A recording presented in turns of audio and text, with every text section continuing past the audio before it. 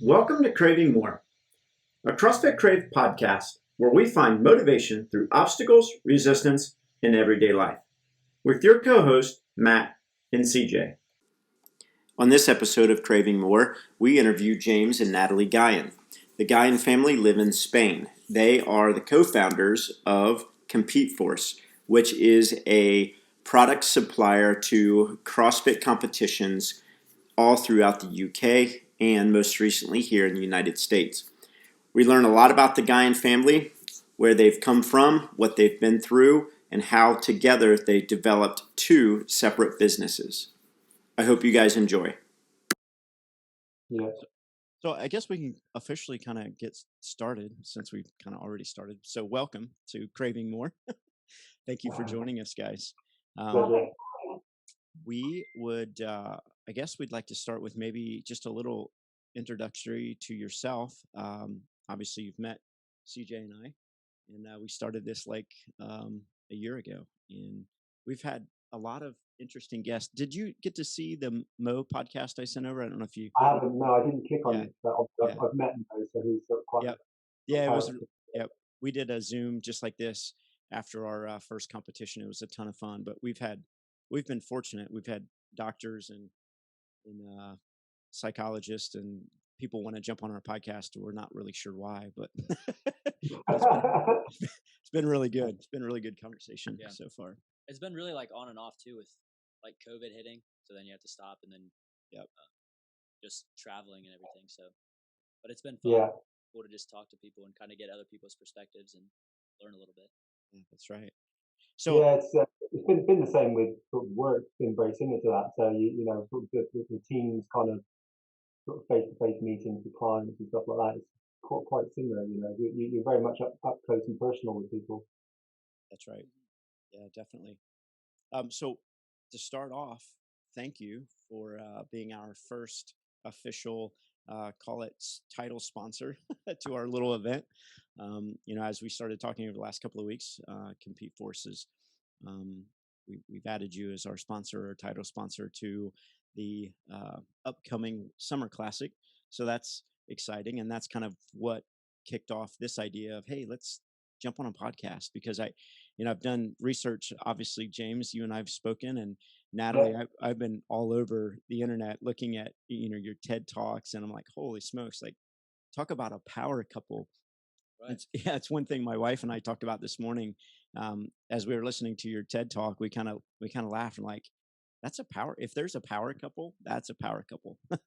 Right. Someone else has said that locally, actually, here, that kind of because we're just non-stop most of the time. I have heard that before, and I think we just bounce off each other. It's like constant fusion of energy. We bounce off each other. So none of what I've done would be possible without James by my side. So. Equally, Natalie spent her Sunday doing a proposal for a client for the other business this morning, which is more her kind of area of expertise than it is mine. So, it is kind of very much like that. That's awesome. It's cool. Very inspiring. Yeah. Think about it. It's just like a CrossFit community. Nothing happens by yourself, right? It takes a community stronger together. And the tagline that James uses for Compete Force very much replicates that. And I think it's so important. It's unsung heroes. It's often the person in the background, the person that's doing the things that aren't seen, that is behind the ultimate success of the person that you see. So nothing is possible alone, really, in some regard. You're absolutely. But as a lot of people say, I think jobs become much easier if you're passionate about them. It doesn't feel like a job, does it? And much like you've said, Matt, about 10-year CrossFit owner, but you have a full-time job running an international account effectively, right. And and it's just easy, isn't it? And Compete Force is very much like that for me. It's a kind of a love affair that's just sort of seems to be getting bigger and bigger, and just having those kind of people around you and the energy that you draw from those people that have that kind of mentality about being better is quite inspiring, really. Yeah, Yeah. you're absolutely right. I think you talk about that. It's almost like there's two parts. There's two full days that we live. Yeah, For me, example, I go to my inner, my daytime job, so to speak, and I work that, for sometimes 10 hours, and then CrossFit job starts, and then there's another 6 to 8 hours. So you really run that window in both directions. Really, could be long days. Interesting. yeah. So why don't we start with just a little background of you guys? Okay. James, you want to start, and then kind of where you're at and where you've come from. Natalie, you guys too, and then we'll talk So about. we now live in southern Spain, having moved to Spain from the UK 10 years ago. We just kind of wanted, I suppose, a better quality of life for ourselves, but for what was one girl then, but two now. One of them was born out here, and really having we just brought our company through our main company through the recession in the UK, which was really tough. And like you just mentioned, you do 10, 11, 12, 15, 16 hours a day, and you don't really see the benefit of quality of life. And by coming out here, that sort of opened that up for the longer days and the weather and everything else. And that's really changed the way that we kind of we've evolved as individuals. I think from having the girls, Natalie's kind of gone through her transformation, and I've supported in that, and then gone through my own. So it's just kind of very much evolved from that. I think it's very interesting to what you said about the two jobs, 8 hour shift in one and then in another. And life can be a little bit lost in what we do with work sometimes. And in the UK, very much I found that there was nothing that existed outside of a working life. And looking at a different way of life, actually, and not so much the sunshine, but the longer hours in the day.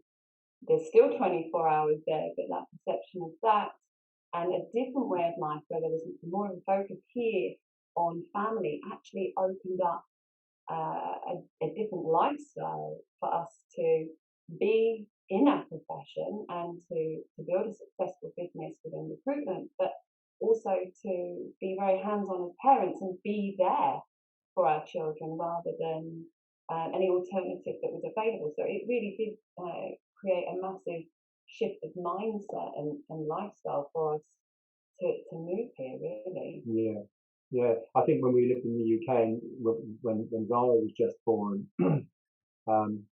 we were living in Birmingham, but I was working out of Bristol, so I was leaving the house at, I don't know, 6, 6:15 in the morning to get to Bristol before the main traffic hit, and then the office was 7 o'clock. And whereas now my day evolves around getting the girls up. We're lucky that we're ahead of the UK by an hour, so that's actually a bit of a nice thing to have, that hour to play with. So I walk one of the girls to school most mornings, and then it's still only 8 o'clock in the UK, so my day can start there. Either I can still got time to train before it hits 9 o'clock, or I just get stuck straight into dealing with messages from my suppliers overseas with compete for it. So it's a balance between both, really.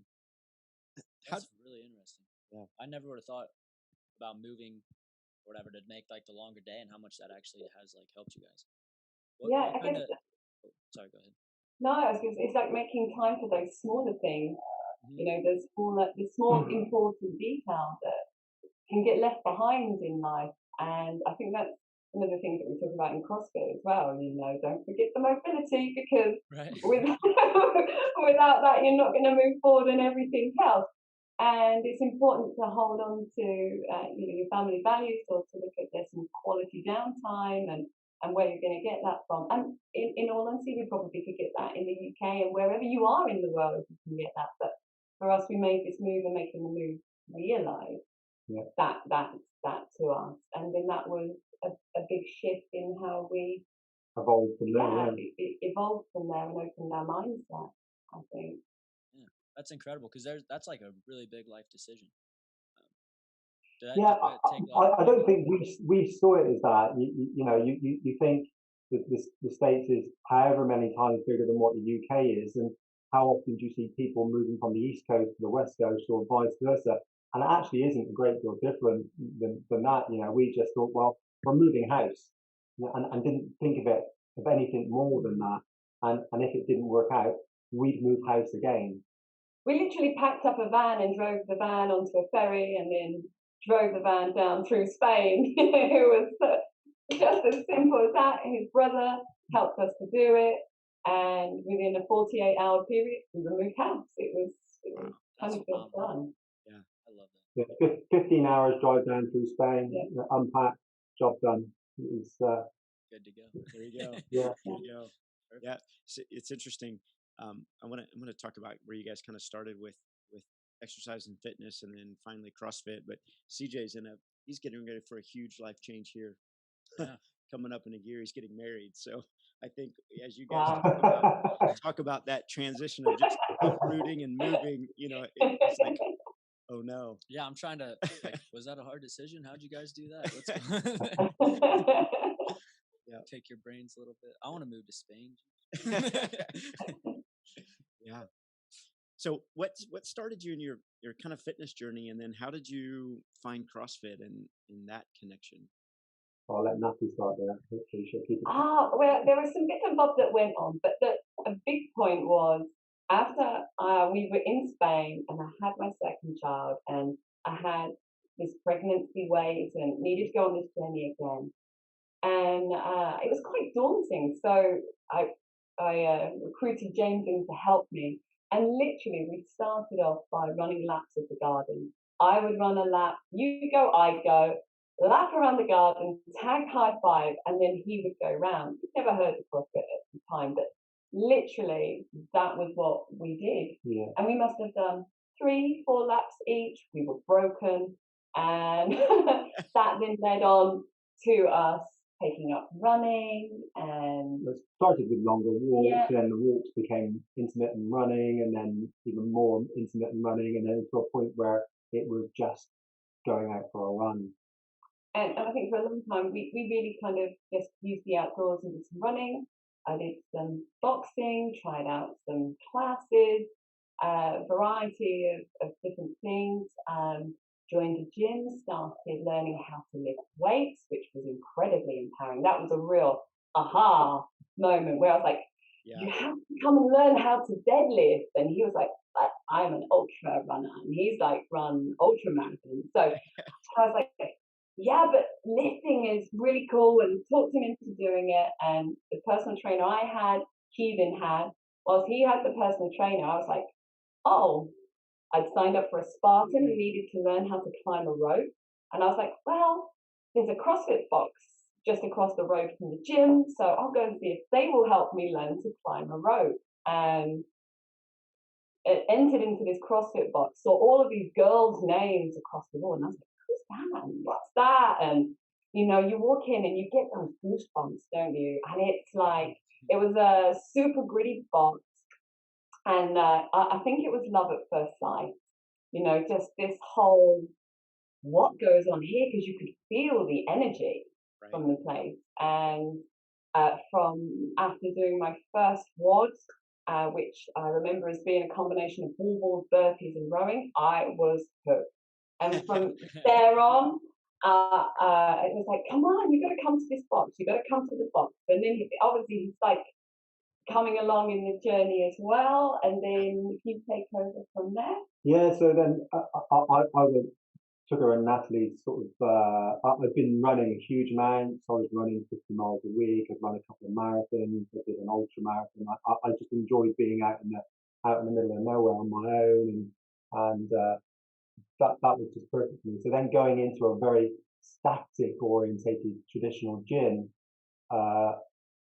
I wasn't totally sold on that, and then particularly the trainer wasn't really kind of like, no running. I'm like, ooh, that's no running. I don't know if I can do that. That was quite a big thing for me. But we were paying him money, and we were paying him money for me to lose and get fitter but stronger. and ultimately kind of stripped down the body fat. And even though I've been running that much, we still managed to lose, 20+% body fat in a 12-month period as well. So then that then became sort of, I don't like being in a static gym. I need to have a little bit more cardiovascular kind of. So I then started CrossFitting, and that's just kind of rolled on from there to a point that we've pretty much got our own CrossFit box in the house now. It's just we don't. There's nothing we don't have in here to satisfy our kind of training requirements. Santa didn't bring me an assault runner. No. Yeah, that's what. Yeah, we talked about getting. And you didn't bring me a biker. Right. Gold. We like the biker. We talked about getting an assault runner, and most of our gym members like, no, that's. But then we have to run when it's snowing. Yeah, then we have to run outside when it's snowing. So then we were just hooked on CrossFit, and that's just kind of, whenever I was back in the UK on business, I was in a box somewhere around the UK, and it's just kind of grown from there. And then from that point, the local box that we were using at the time ended up competing in a beach event in Portugal for a number of years. And then the second year from that, I wasn't competing, but Natalie was. But I came away thinking, that there has to be something within this, what's been done on the beach, or the apparatus that are being used and the kit that's being used, where that we can get us into that kind of. Yeah, we did a beach one, and it was in teams of 6, and the idea was to use this sandbag worm for up and overs and rope climbs, but they literally had used a cement bag, like a. It was a Hessian bag, and they filled it with sand. This thing was just ridiculous. It was 240 kilos, and it was quite thin as well. So it was brutal to pick up. So before you guys get into that story, can I share the pictures, James, you sent of your guys' progress? Do you mind if I do that? No, because I think they are absolutely phenomenal. I'm going to see if I can share here. So share screen in, what do I want to share? I want to go to desktop. Yeah. Maybe share. There we go. It's actually truly incredible too. Like, you guys have the whole story, right? The whole journey, from like starting where you started and then going through, and it's almost like life, right? You never know where it's going to take you, but you just you go all fun running, and then you try boxing, and then you get a personal trainer, and then you sign up for a race that needs a rope climb, and then so you go to a CrossFit gym, and then look at you now. Yeah, we just need to get this story across to Eric Wazza, don't we? Exactly. He seems like a cool guy. It might work. Yeah. I mean, whilst you're bringing up the photos there, I became a coach at the CrossFit box that I joined. I was speaking to the box owner, and I said to him, "Hey, I'm gonna do my personal training cert." So oh my God, yeah, there you are. So I don't know. I think this is still recording. I hope it is. If not, we can post these pictures. But James, being an absolutely proud husband, he's like, "Hey, I got to show you these pictures." And so there's Natalie's, and then look at them abs, brother. Nailed it. That's awesome. So I thought I'd throw that up there. I'll stop sharing. Congratulations, guys. That is phenomenal. Truly inspiring. Yeah. Not only is your relationship inspiring, you have that going for you. Yeah, that is amazing. Absolutely amazing. So you went to this beach one, and you're like, we can fix this. Yeah, I just came away from there thinking, I'm going to do some research and just try and find out, what kit gets used in different places, and I just reached out to some manufacturers, and off the back of the research, I just kind of seen that, as with you guys, the amount of 2-man competitions in the UK was just phenomenal. I couldn't believe it, how many competitions that, there are multiple competitions every weekend in the UK. And So and I couldn't understand why someone hadn't chopped a 4-man worm in half and made it a 2. I just couldn't. I thought I must be missing a trick here. I'd always considered myself pretty on the money. Can I add something as well? At this time as well, he's like drawing diagrams and look, what do you think of this? And I'm like, oh yeah, he's always supporting me. Yeah, it looks great. It looks great. It looks great. And she didn't think it was going anywhere, basically. But I'm still going to support you. Give it a go, give it a go. I didn't really get it at the time, So I'm like, okay. And he's really like, oh, what about this? And he's having this drawing done, and he's like a super excited kid, like, look at what I've made, and I'm like, okay. So there was a lot of energy in there, a lot of passion from him. So from that, it's amazing. You guys know what he did with trying to get this into the UK market, like he. Well, from that we had some samples sent into the UK. We filled them. Had awful trouble trying to find the filler to go in it, but eventually found it, and we filled a 4-man worm up with sand, and we couldn't pick it up because it was too heavy. It was like 300 kilos or something like that. Well, they clearly don't fill it with sand. So eventually I found the filler and filled them up, and then literally I chucked these in the back of a van and drove around the UK to, I think, 3 different competitions, fairly big competitions. One of them generally has 600 or 700 people competing on a weekend. The other one was quite smaller. The other one, I think one of them was like 300. And away we went, and it just... Away you went. Yeah. Away he went. And like, I'm talking about the support of needing support from your partner, but I'm here looking after the girls. And he did this on his own, like going from comp to comp in the UK. All the bags were filled by me at this point. Filling them, loading them. Unloading. I've not had pretty much any assistance at any point. My brother does some stuff for me now, and now one of my rubber prum suppliers, he quite often fills the bags up for me. But at the early stages, the first 6 months, everything was done by me. I was felt like round the clock sometimes, just from comp to comp and getting them set up. So it was a case of every other weekend you were away at comp. Even that year you came back on Christmas Eve. You've been in Belgium. I drove from the UK on the 21st of December to a competition in Belgium on the 22nd and 23rd. The competition finished at 6 o'clock on the 23rd. I drove through the night, get back to the UK, which was about a 6-hour drive and the crossing, back to Bristol to get unloaded at about 1 a.m. in the morning, to then get on a flight on Christmas Eve at 6 a.m. in the morning to make sure I was back home for Christmas. Wow. Still no assault runner though. And that was a big competition. I think they had something like 180 pairs competing that weekend. It was a big comp. But that led to that weekend led to a big equipment supplier in Holland now being the European distributor for the worms.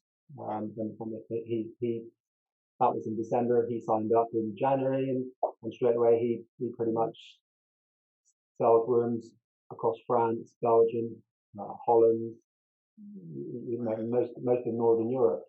So really from that early stage, from that October, from the first competition to December, it kind of went really quickly, and then just kind of literally I'd opened the can of worms. Yeah. What's that drive time? 6 hours? Is that 6 hours from Belgium back to where the worms were kept. Yeah, definitely worth the drives though, I'd say, huh? Yeah, it's just a phenomenal amount of driving. I don't mind the driving. But sometimes lugging the worms from in the distance of where you can get where you park the van to where the worms might be could be quite a distance. And I remember being at Loughborough University, which is one of the biggest sports universities in the UK, and having 12 4-man worms laid out across the playing fields. And I literally had to open all of these worms up and carry the bag and I just thought, oh my God, this is going to be painful. Right, okay. I literally set the timer on my phone, put it in the van, and I thought, shit, I'm going to do it as an AMRAP. And just to try and make it a bit of fun, because it was going to be so hard. And I think it took me to do those 12 worms, and there's 6 bags in a worm, so over 60 bags. I think it took me like 30 minutes or something like that. Just pouring off you. Those moments you realize you should have made the worms lighter. There is that, yeah. That's a payback for Yep. That's right. And that is my payback. I often say that to people when we go into a competition. I'm going to say, I've spent the last 2 days filling these up. I hope they hurt. That's right.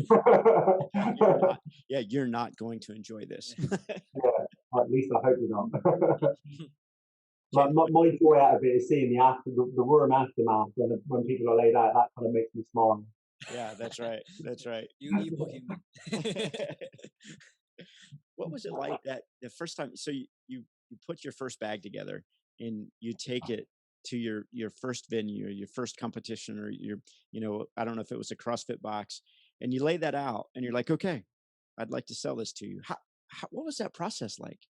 It was really interesting, actually. It's quite an interesting question, but I hadn't really thought about it since. But turning up at that competition and having the worms never really being used in competition, I'm like, oh my God, I hope they stay together. I know, that'd be scary. Yeah. The first time they've been used, we tested them, but you know what it's like when you're in the box and people are throwing bar. They're not really worried about what it's not their kit. They don't worry about it, and it's the same with the worms. What people get up to with a worm is just crazy, and it was very much like that. But I get into the warm up area and I'm telling people how to use the worm to get the best out of the worm.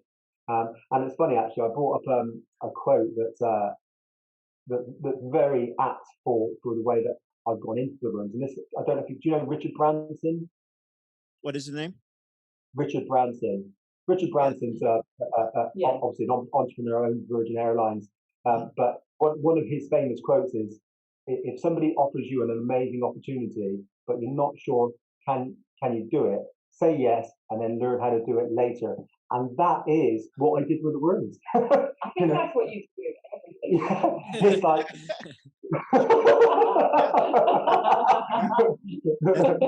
that's I think if my wife would walk in, she would say the exact same thing about me. Yep, yeah, it's yes. and that's it. I kind of I've learned to use a worm just by having it around me so much. I've used the worms in competition a reasonable amount, and I sometimes drop in if someone drops out if I'm in a competition. But that's not necessarily a dropping into though. When if they're a partner down, someone's been injured or someone has to step out of the comp and they've called him in, and the competition floor has gone absolutely wild because he's being given a taste of his own medicine, being brutalized by his own worms on the competition floor. I wish I'd have been there. Yeah, that's been there on a few occasions. You suddenly get the MC kind of calling out that I'm on the floor and using my own worms, so it does get a few cheers from time to time. But I've kind of learned how the worms move just by being around it so much, and it's great. I really do kind of buzz off of that for sure. Yeah, there's no doubt that first time, after that first competition and everything held together, that feeling must be tremendous. Walking away going, the pride in what you've just been able to accomplish from a manufacturing process. You know what I mean? From an idea up here to absolutely. I've had friends say to me, where did you come up with that idea? What? They're just saying you're here, there, and everywhere. I've got people regularly saying to me, 1 minute you're this time last year, one minute I was in Saudi Arabia, and 24 hours later I was in Pakistan, and then I was back to Saudi Arabia again, and and then I boarded my flight up and I was in Turkey, and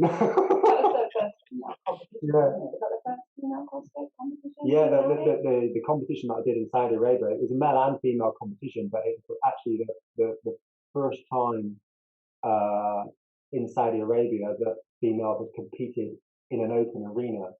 Oh, that's amazing. Wow. No kidding. Yeah. And you were there. Isn't that I know, yeah. They weren't too sure whether they were going to be able to do it or not.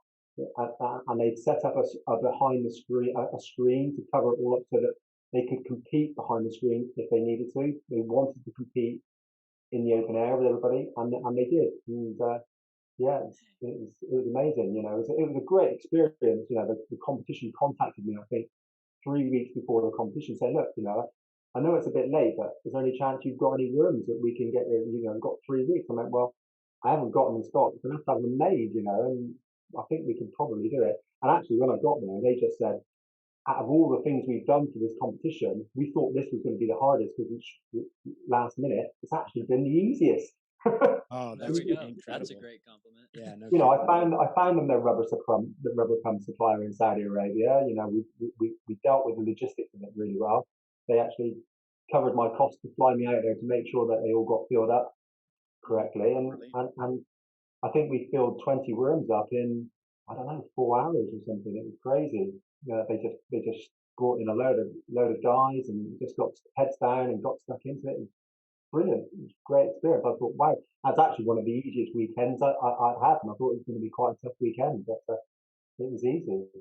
But it's great just being around those type of people. You know what it's like when it's in a box when people are buzzing after they've worked out. You know, just Yeah. and generally people come away from using the worm in competition where they're, you know, saying that was just absolutely horrible, but I want to do it again. That's right. That's right. Yeah, there's somebody here has a shirt that says, you know, I hate you, I hate this place. I'll see I'll you see you tomorrow. Got a bottle. Brilliant. Yeah, That's a great one. that's pretty much the philosophy. Yeah. That's awesome. Yeah. If you go on Compete Force's website, you've had some pretty high name athletes throw those bags around and those worms around. Yeah, Yeah. yeah. You know that obviously the daughters were the clearly the highest profiles we've had. But, Up from Rich Froning.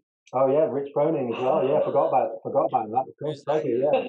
Yeah, Yeah. they were warming up with our worms at Royal Dock. We've got a cracking video of the guys using it actually. They And, moved it really well. I mean, Yeah. they just made it look sick. It was so easy how they were moving it. We definitely should have made that one heavier.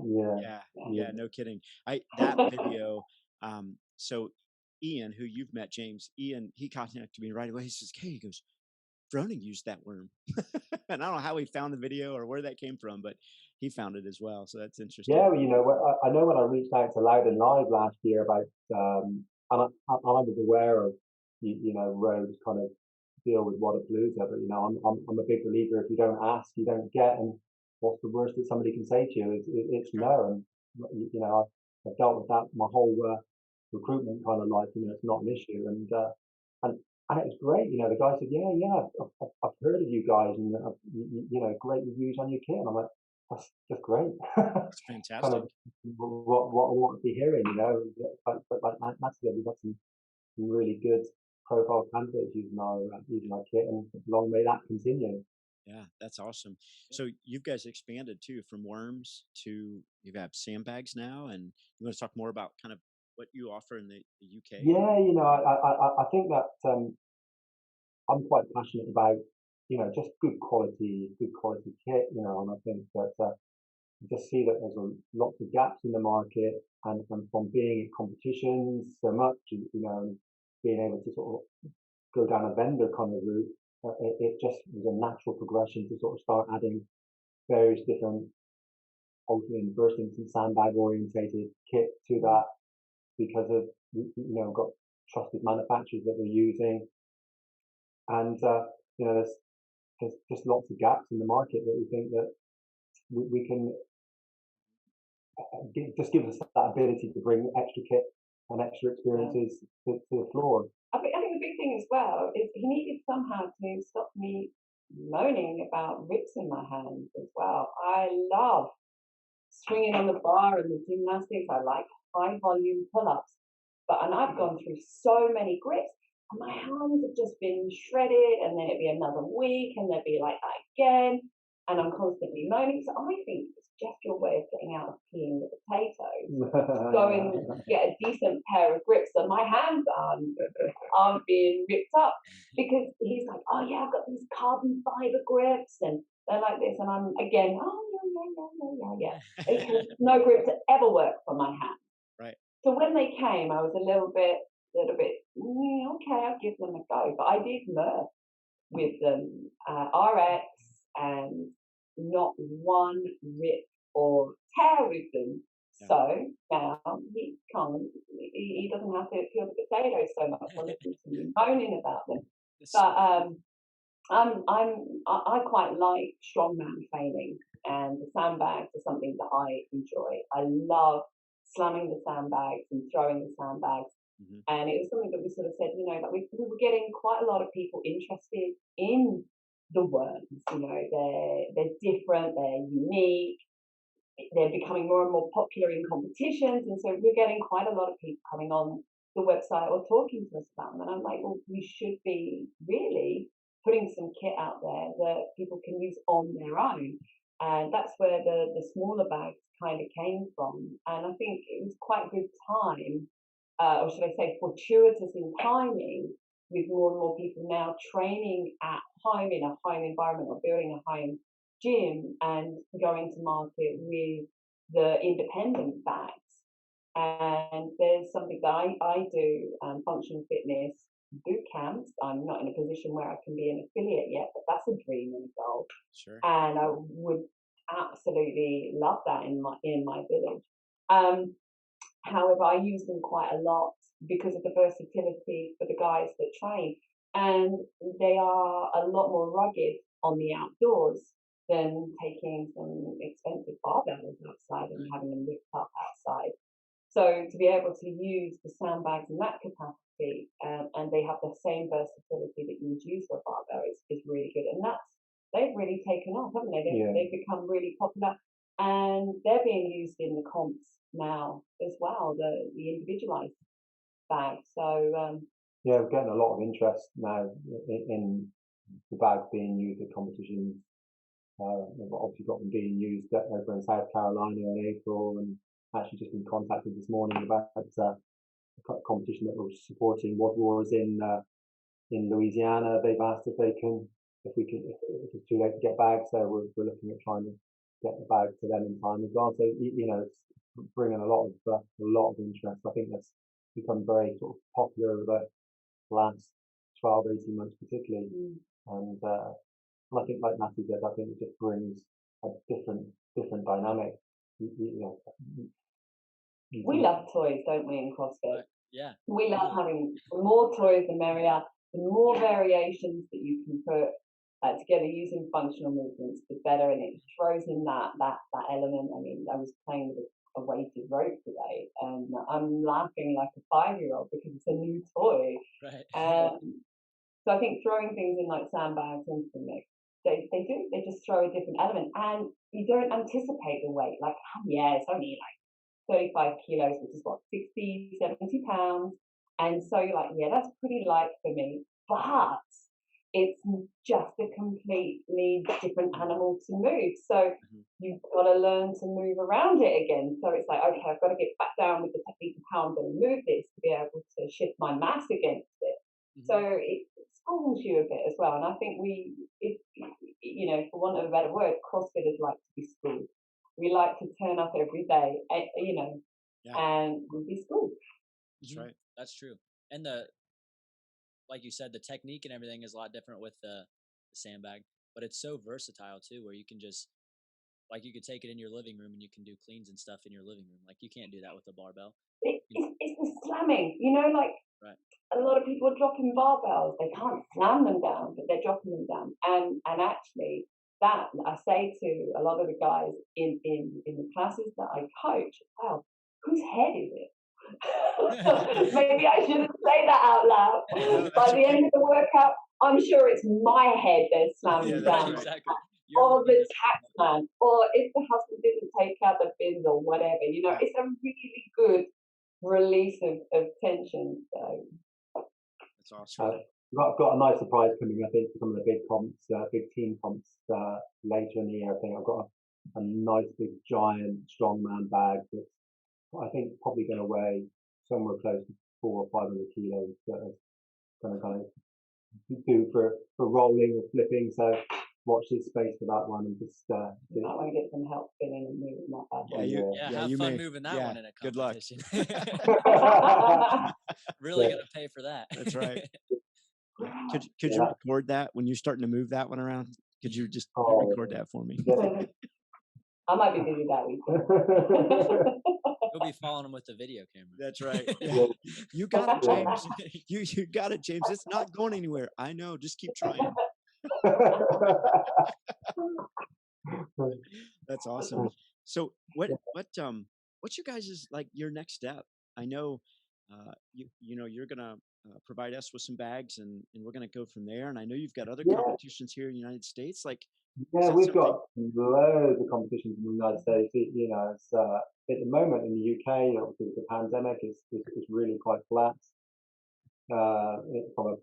From a competition perspective, I think there's 3 competitions in the UK that are originally booked, but nobody really knows whether or what's going to happen with that.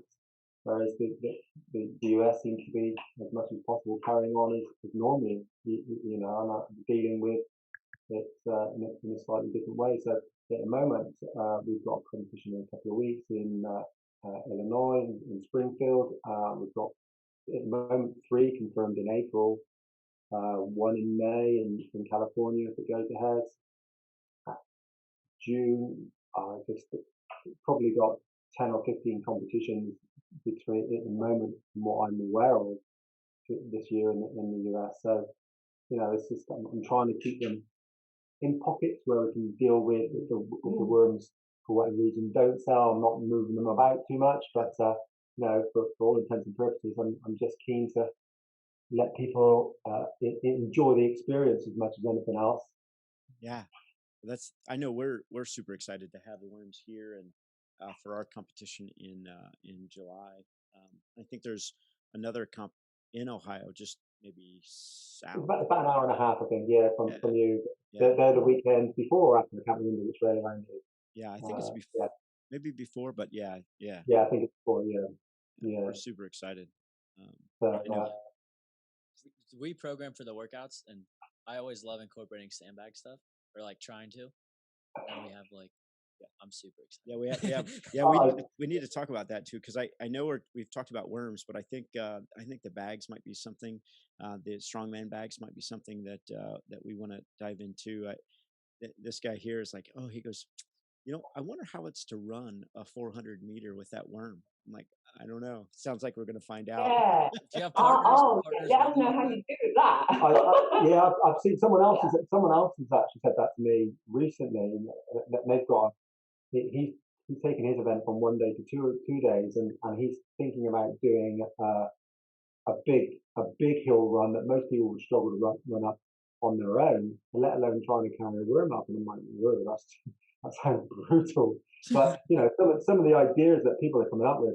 One of the comps in Florida in April, they're doing 25 synchro worm lunges, 40 toes to bar, 25 synchro worm lunges, 30 synchro worm thrusters, 25 synchro worm lunges, 40 wall balls, 25 synchro worm lunges. See you on the other side, guys. 25 synchro worm lunges. That's just brutal. That's event 1. I do think as well that combining worm with pull-ups, rope climbs, or the assault bike as well, because you just cannot escape it. There's no recovery when you put that push-pull or unilateral element in there. It blows you away. So definitely put some spicy mixes together. Some people are being really quite inventive with what they're doing with the worm now. It's quite great to see, actually. I've seen, and I've come up with a few nasty ones myself, but I'm quite keen to put a 2-man worm into a 3-man competition. Someone kind of killing out an assault bike whilst the other 2 do max thrusters and then change. I tell you what would be great though. The ranch, that hill that they make them run with those little sandbags. They should put them in teams of 6 and make them run. Figure it out. But like hailing it around, so pushing one off and coming back around, and it's right. Yeah. That would be devastating. Yeah, absolutely. It'd be great to watch that. Yeah. my God, that would be insane. Yeah. That would. I'm moving forward though. With me, I recently got my cert as a nutrition coach, which is something I'm incredibly passionate about. I mean, hugely the CrossFit element, the fitness element has shaped my body, but I've needed the food to fuel me, and I think one of the things, especially amongst women in any kind of fitness arena, but I see it a lot in CrossFit is, wow, I'm going to do CrossFit and I'm going to lose weight, but it's like, hang on a minute. When you do CrossFit, you're going to become better at life. You're going to start bossing life because you've now got the opportunity to learn how to move well, move more things, and be stronger.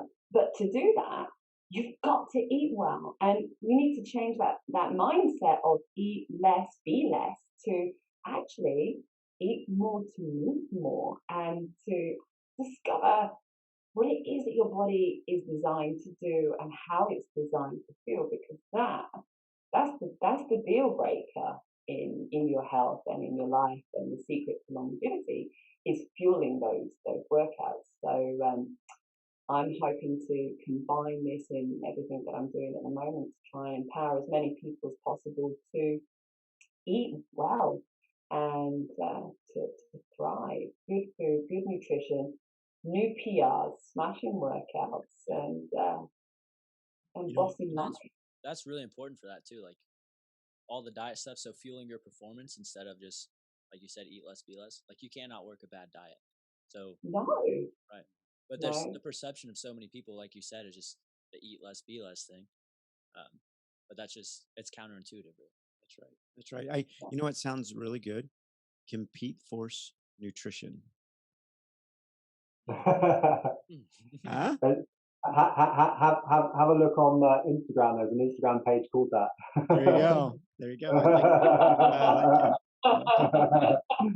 Hey, what I wanted to do real quick, I know, James, you and I talked about, we're fortunate here to train between CJ and I and the 6 or 7 other, 10 other people. We have Dee Dee Hoffman. I talked to you about her. She's a 50s, 50. How old are you? 60? 62. I know. She's 50. She's in the 50 to 54 age bracket. How old are you guys? I'm 53 next month. 53. Excellent. Natalie, do you mind me asking? 21. 21 sounds great. No, I'm 41. I'll be 42 in August. Outstanding. So Dee's in that 50 to 54 age bracket, and I talked about her where she's at. She missed the games last year because unfortunately for the Masters athletes they yanked it, but she finished third, and she's real shy. She's sitting off this side of the camera here, but she finished third through the online age qualifier, and just crushed it. Yep. And we've done 2 competitions since then. One, she placed first in against the top athletes, that could make it to that event, which were 4, I think, out of the top 10 athletes in the world were there. And then the second one, which was in Arizona, she placed third. So first, second, and third, all 3 were top 5 online age qualifiers. So we're excited for the future. Like, I'm hoping she'll step into the screen here real quick. Come on. I'll let her introduce herself. This is my dream. Yeah. So we've been trying to get Dee to come in and say hello for a long time. Hey, congratulations on that. That third is absolutely awesome. You must be stoked with that. Yep. Thank you. They really put you on the spot here, haven't they? And you guys are going to be in trouble for this later. They know I keep talking. She's the nicest, shyest lady in the world. We love her. That's right. Yeah. So she's not a real big talker, but she can move some weight. Let me tell you something. That's just gearing up and getting ready for the Open. Yeah. Yeah. That's coming fast. That's a pretty. It is, isn't it? We just did a podcast about that yesterday. There's a lot changing there. Yeah. It's really nice to see how that's adapted. That there is now a section in there, even people with no kit at home, just to get involved and just to, measure themselves, see where they're at, Exactly. get involved and be a part of it. It's just part of the whole being more inclusive, which is where CrossFit was saying it wanted to head towards, as well. And I saw that and I thought that's absolutely fantastic, because I have clients in the UK who work through my online program, and actually being able to say to them, look, you can get involved. You can be a part of this. There isn't any exclusion here. Everyone can join for the one that they've got the kit for, or where they're at. So it's fantastic that they've taken a decision to do that. And I completely agree. Like where Eric Rose's mindset is with all of this, and he's actually trying to get it done. It's amazing. It's incredible how many more people are included just in that general scope of stuff. So I think getting that many more people involved with CrossFit and fitness in general, I think that's gonna be really good for CrossFit as a whole, for sure. Yeah, and besides that, now having a fresh perspective that sat on the outside but been on the inside, to come in and give it the push and the love that it needs to continue to grow, inspire people is what we all need to, again, continue to stay on top of our own goals. Right. I think that's taken CrossFit down to just the basics of what it's supposed to do, just bringing people together and creating more healthy lifestyles. I think this is the step we need, for sure. Yeah. Right. Yeah. So, yeah. Taking here. Is that enough? We'll not be off the hook. Trust, she's going to train with me tomorrow, and she's probably going to hurt me.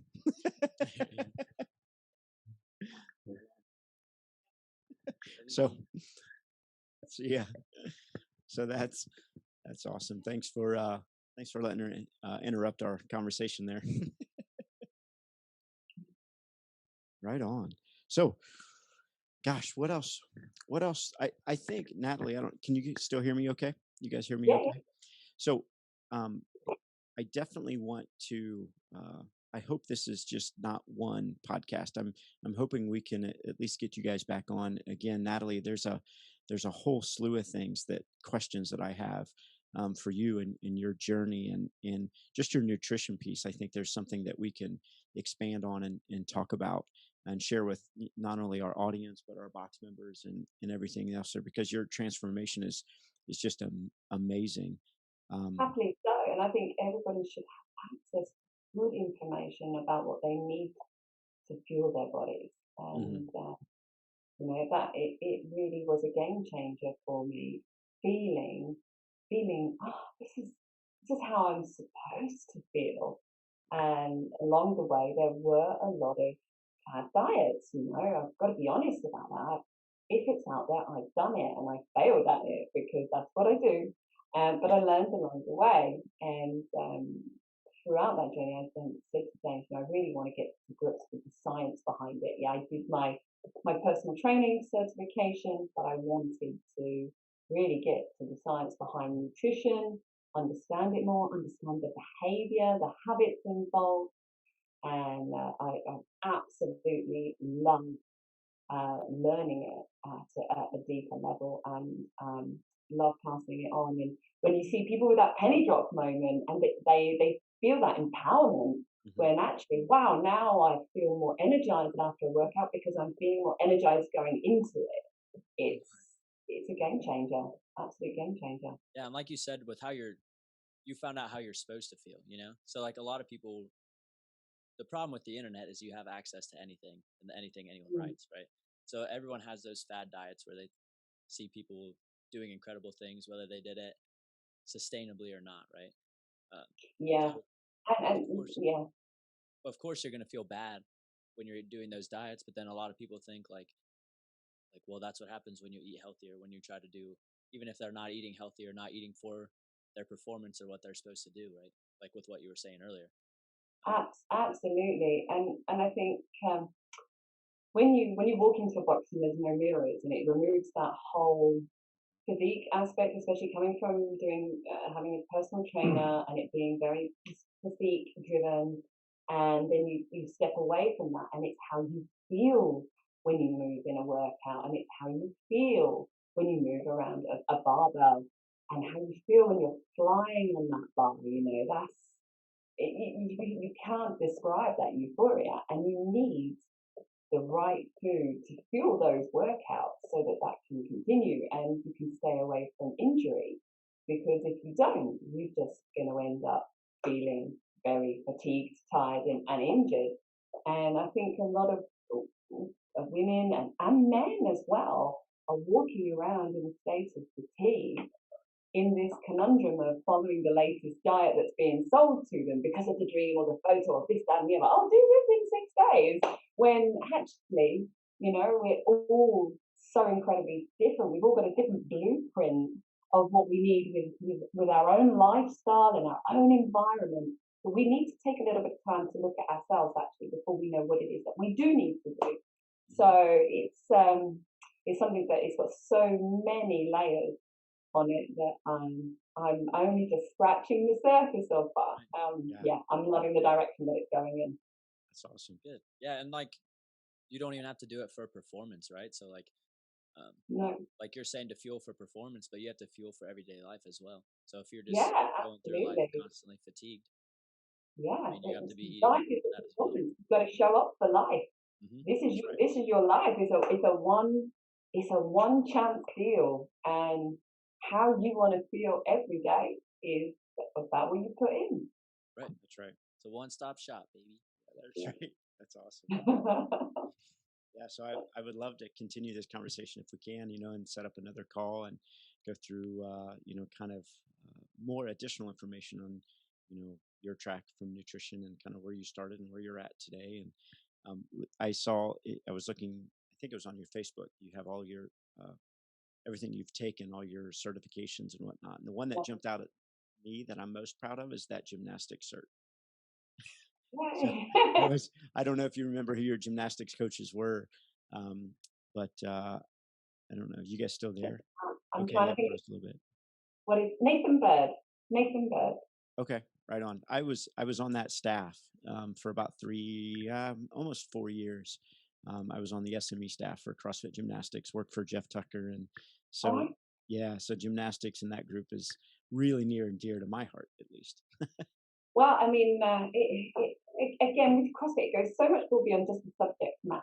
Yeah, and this is a slight digression, but I think you'll really appreciate this. And I know you've been pre-warned that I can talk. So one of the things that came up at that seminar was, just understanding your athletes, and if something doesn't seem right, just to look into it a little bit more. And they discussed taking athletes' blood pressure, which I can do. I'm a personal trainer. I have a blood pressure reader, and it's always stuck with me that this was something that they said because it related to somebody who looked so healthy that they were actually able to identify a underlying problem through blood pressure. And 2 weeks ago, I had a member say to me, "Look, I'm not feeling so well. I've felt a bit under the weather and dizzy, and actually I lost sight in one of my eyes last week, but I'm going to come to class."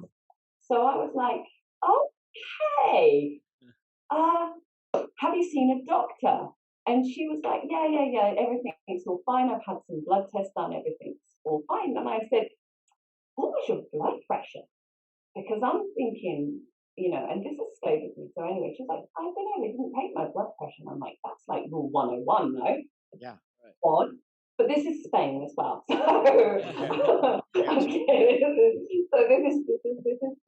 we're still like 40 years behind. So I said, "Well, I tell you what, why don't you pop along before class and we'll get your blood pressure taken." And her blood pressure was 179 over 140. Oh my. Over 140? Oh, yeah. That's a stroke waiting to happen. Little things like, and even that gymnastics course, everything I learned about gymnastics is one thing, but I've always felt with anything that I've done in the CrossFit arena that it goes over and beyond. There's always something else, some value even within what you're learning, or the scope of what you're learning that you do kind of take away from it. Yeah. So digressed slightly, but that was an amazing course, and that also stuck out from it, and that was being able to potentially save someone's life a couple of weeks ago, because from there she's taken course to see healthcare professionals a greater deal, and she's now in recovery with certain aspects, so it was able to identify things. But yeah. Awesome.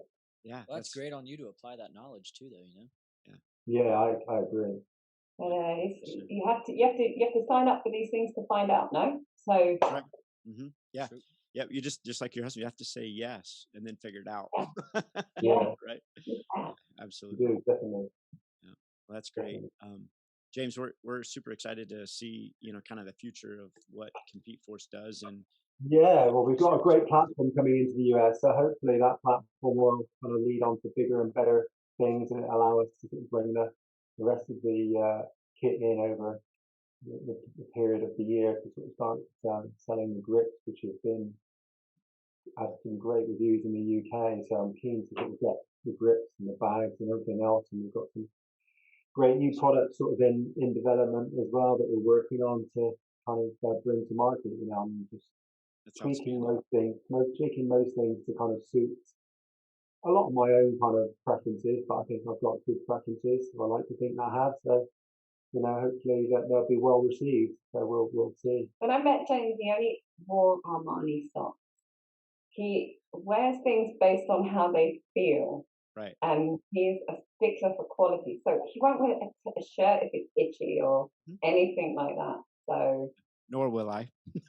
so no corners are ever cut when it comes to the quality of things, which is quite expensive, and it reduces the margin definitely. Yeah. Well, trust me, if my wife kind of walks by the office here every once in a while, my shoe collection is much larger than hers. My running trainer selection used to be. I think I used to have a different pair of running trainers for every day of the week. How many Metcons have you got? And four Metcons, 2, I think. There you go. Snowballs. Oh, I've got a few pairs of Nobles. Yeah. I don't wear them to train. I don't wear them to train in. I wear them casually. I don't think they're particularly great for training, but yeah, I don't. The Nobles, I never could get comfortable in those. They just. I think they're a great shoe. They're really comfortable. I just don't hold my foot the way that I like it to be held. Exactly. I'm the same way. Same way. I'm like the opposite. Yeah. I just find something that fits good and then I wear it until it has holes in it and then something else. I'm like that. I'm still wearing my Nano 7s. My dogs choose them. They're no longer white. They're kind of a browny grey, and they've been through the washing machine 1,000 times. But they're just the best for shoes. Yeah. Well, I had my old shoes were 3 years old. Like my old training shoes, they were Metcons. They had holes literally everywhere, and like the bottom was peeling off. My fiance is like, "You need to get new shoes," and I'm like, "But you bought me these." Like, I can't replace them. Yeah, these were free. I'm keeping them. I tend to work along the lines. If I find a really good pair of trainers I like, I buy 2 pairs. Yeah. Oh yeah. That's the smart. same way. Yep. He hides one from me. Yeah. This one's he's the one that comes strolling into the gym, especially in the summer, with his shorts on. That's Shorts it. on, no ready shoes, to train. No just ready to shoes, go. no socks, no shirt. Hey, I'm here. We're getting started. Less laundry.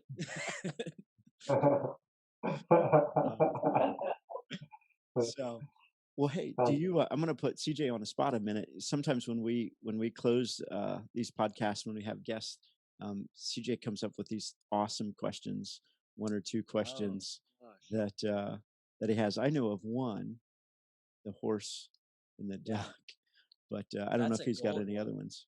Yeah. I don't know if you guys have heard this question, so I'll just ask you it.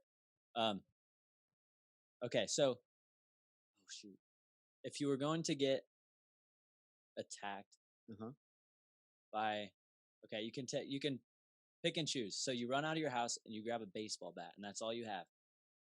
Would you rather fight 1 horse-sized duck or 100 duck-sized horses? 1 horse-sized duck or 100 duck-sized horses. This choice. This is where my brain goes. I'm sorry. Okay, I'd go with the big duck. Yeah, I love the one that Max goes. So that's the one big hit, isn't it? Yeah.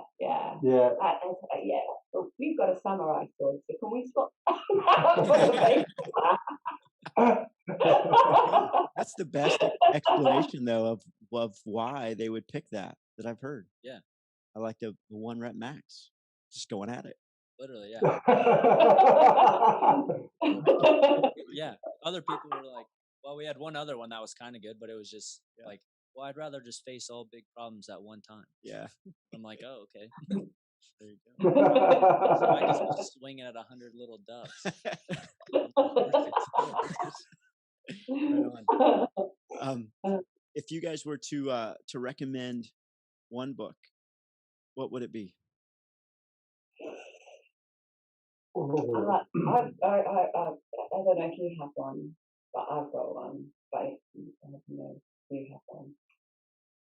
Yeah, well, our books will probably be very different. So you go with yours. Okay.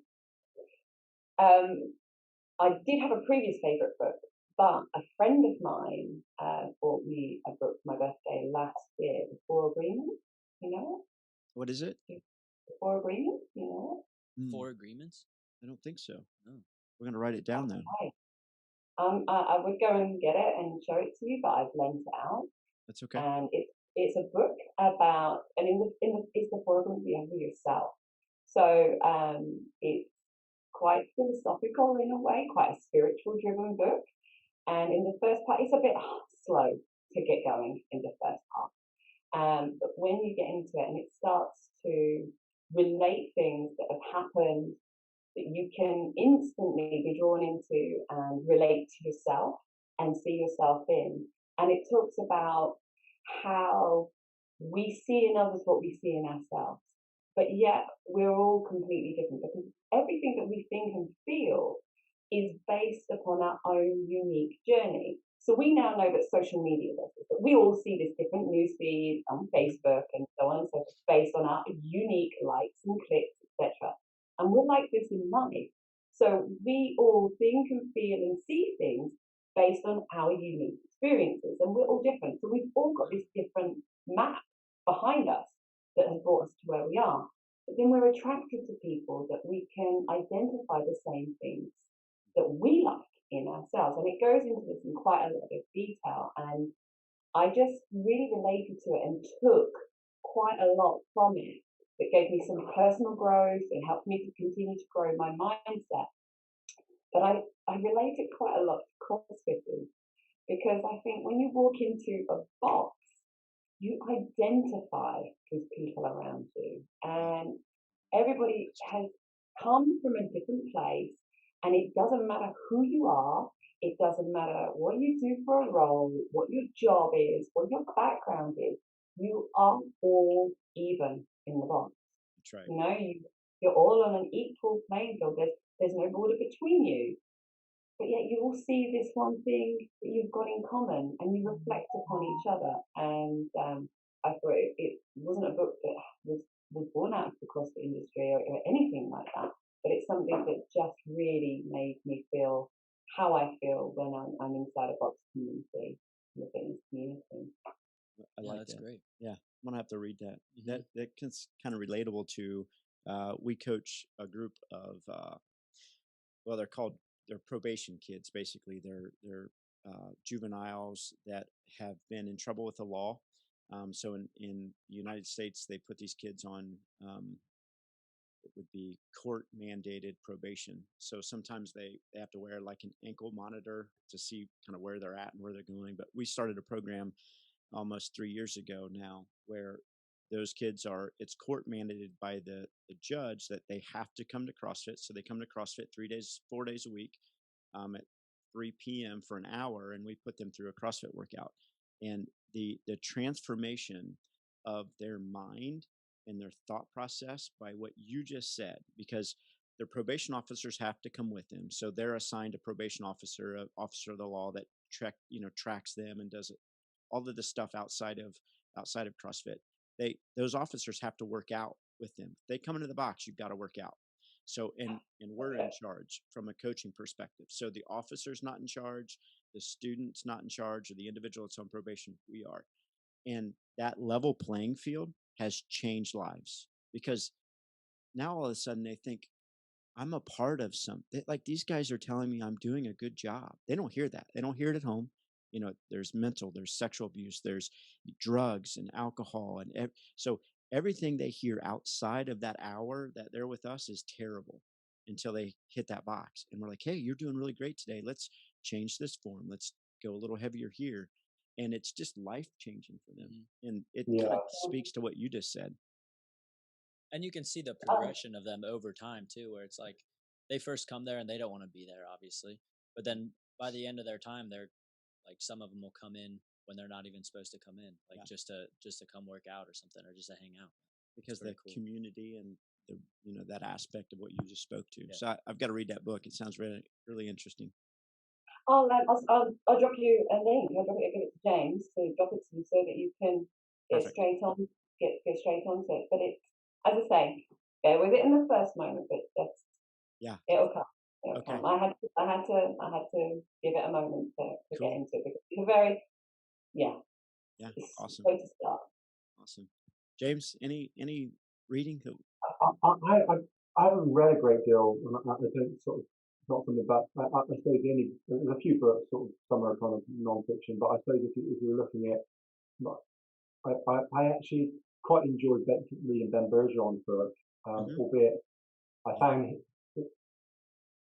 a lot, and I think because of the way that he thinks, I kind of saw a lot of similarities to the way that I kind of feel about things. Yeah, definitely with the kind of attitude that he has, and the way that he kind of sells that to his athletes. Handles his business. That's awesome. Yeah. Cool. Well, good. I just have one. Do either of you, I guess, have a routine or anything where you try to read or form it around reading, or do you just occasionally start? But it's funny, that's a really good question, because when we went for a walk with the dog earlier, I was like, what's your focus this week? And I was saying how I've noticed my bedtimes got a little bit later. So one of my focuses for me personally this week is I want to get into bed earlier and pick up a book. And I've just done 12 months of sobriety. So I've just a friend of mine, a friend of mine is now doing it as well, and she was talking to me about some books that she's read. So I've just taken some details on some books. I was going to get those on my Kindle and actually look at it from a reverse perspective to see what else I could pick up on it moving forward. Because I don't see any pressure to drink right now, so I'm just going to look at it from kind of that point of view. So my routine this week and the focus for me is to start reading a little bit more, getting myself bed a little bit earlier so that I can get up earlier and nail the day. Yeah, that's perfect. Great. I ask because I just started this thing. Well, I didn't just start, like 6 months ago or something. I call it my tea time. So at 9:30, I make tea, like chamomile tea, and then I just go upstairs and just read till 10 o'clock. So I have my little light I put on the back of my phone. It's just a red light. Just read, and then I get 15 pages in or something, and then go to bed. And that's changed so much of my life. Like you learn so much from reading, and then you get in that cycle of just like my sleep is increased. Like I have that Whoop, and everything's going up on my recovery and stuff. So I was like, how are you finding the Whoop? It's something that I've looked at recently. I really like it. Yeah.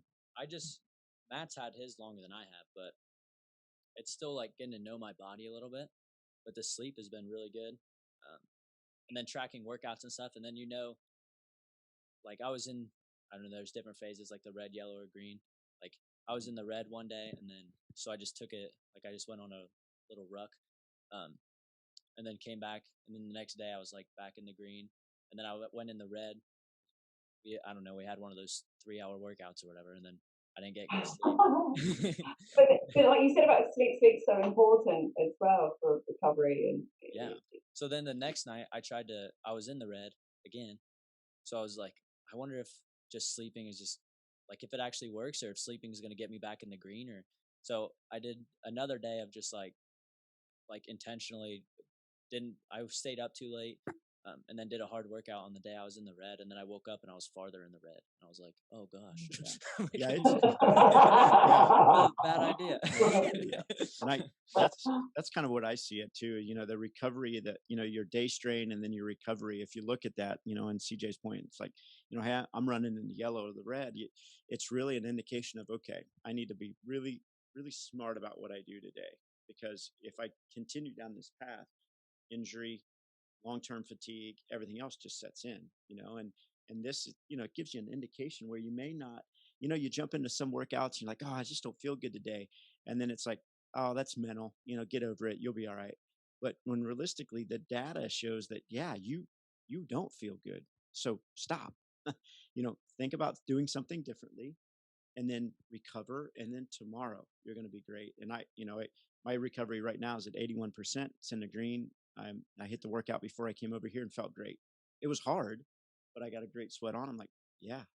So it's helped me from just paying attention to my sleep and where I'm physically at. So I'm looking at it. Do like day. Your heart rate variability and everything like that too. So like you could be usually at 100 and then you wake up in the red and all of a sudden it's at like 65 or something. So it measures like, it's amazing. Like with the lower heart rate variability, you don't want that much strain on your body. So then you're just kind of, it like proves its measurement, I guess. It does sound awesome. I've got some friends with them, and it's something that we've been talking about recently as well. And it sounds like something that just gives you that guidance as to winter. Because we again, it's a CrossFitter thing. We always want to be going because the one looks so good. Yeah. It's like it's a great one. And you want to get involved, and it's like just taking that time and stepping back, and it's like, I need to. Well, I mean, we'll just like wearing like a 7-year-old Sunto, definitely it's got to be upgraded. Yeah, right. And we'll still do it, but we'll just cut down on the reps or not do the RX weight or something, or so you can still get it in, but just be smarter. That's cool as well. That you can just then you're like, that's what I'm going to do. Go with more of a recovery kind of workout rather than full on. It's helped us, like with Dee as well. She has one, and just monitoring her performance and how she feels day in and day out, because she's an athlete that I've never ever been around, her mentality and her thought process. But I mean, she could go 7 days a week. She feels bad if she doesn't go 7 days a week. You have to force her to say you are taking today off, and that may be a walk. You don't have to completely shut down, but you can't come in and train 3 hours today, because she would. I mean, it's just her mentality. And the Whoop has kind of helped us kind of plan and look at that and see, how is she recovering? Where is she at in that whole process? So it's been good. This is a completely paid sponsorship from Whoop. So I'm waiting for my fans to come in the phone. We got a lot in the back. We'll just send you guys. Yeah, we'll send you one. Right on.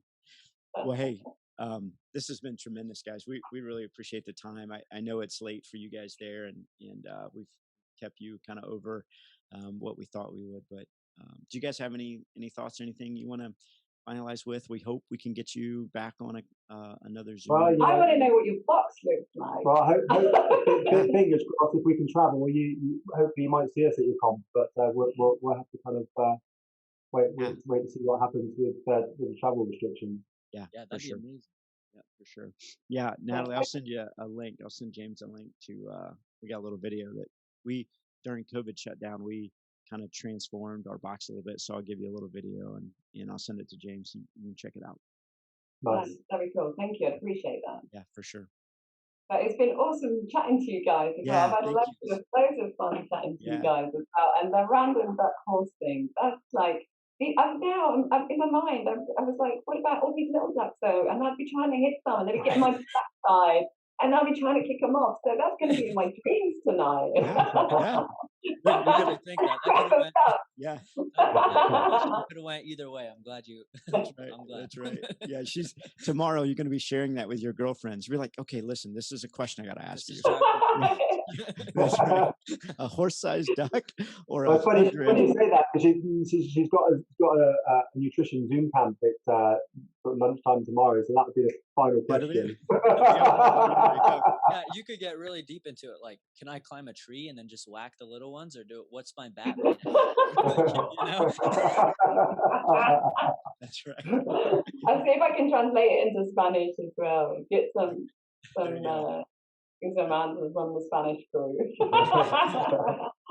That's awesome. Brilliant. All right. Well, hey guys, thank you. Yeah, thanks for coming on. I really appreciate it. It was great Appreciate meeting you. No, pleasure. Good talking to you. All right. Ciao. See you guys.